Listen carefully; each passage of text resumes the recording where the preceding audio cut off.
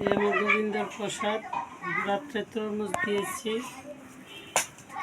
আমি নিজে অর্ডার করেছি বিন্দাস কিচেন থেকে সাবু খিচুড়ি। যাই হোক, এটা খুলতে আমার অনেক কষ্ট হচ্ছে। এই দেখেন সাবুর পায়েস, এই প্রথম অর্ডার দিলাম। এতে দেখা যায় কেমন হবে কে জানি না। আলু আর পনিরের তরকারি আমি রাত্রের জন্য অর্ডার দিয়ে আনলাম, কারণ ডায়াবেটিস রোগী তো, এটি না খাইলে আমার চলবে না।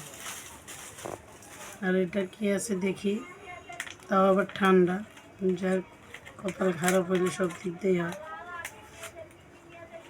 আমি প্রথম অর্ডার দিয়ে আনলাম, জানতাম না এরকম যে অর্ডার দামও বেশি নিচ্ছে, জিনিসও ঠান্ডা দিচ্ছে।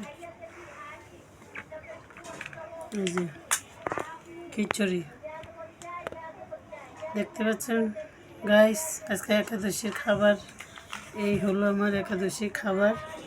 তো আপনারা সবাই, আমি আগে খায়া দেখি কীরকম। তো যদি ভালো হয় তো সবাই আপনারা এইটার যেখান থেকে মানে লিঙ্ক তৈরি হয় আমি আপনাদেরকে, আর যদি ভালো না অবশ্যই দিব না, কারণ আমি নিজে যেটা খায় ভালো না পাবো সেটা তো আরেকজনটা দেওয়া যাবে না, তাই না? প্রথম তার দাম নিচ্ছে, এটার দাম 80 টাকা নিচ্ছে, এটার দাম নিচ্ছে 60 টাকা, এটার দামটা বেশি নিয়ে নিচ্ছে। যাই হোক, প্রথম তো অর্ডার দিয়ে আমি নিজে ধরা খেয়ে গেছি, আর এটার দাম 30 টাকা নিচ্ছে। কিন্তু দেখেন দুধ টুধ কিছুই নেই, শুধু পায়েস, মানে সাবুটারে কোন রকম দিয়ে আমরাও ঘরে পারি। কিন্তু দুঃখের বিষয় কি জানেন গাইস, আমার ঘরে এই ঘরে আমার নিরামিষের কোনো ভাণ্ড নাই। তাই আমি বাধ্য এখন চিন্তা করলাম আমি 300 টাকা 350 টাকাতে এটি নেন না, আমি একটা পাতিল আর সাবু কিনে আমি এই খাবারটা ঘরেই করতে পারতাম।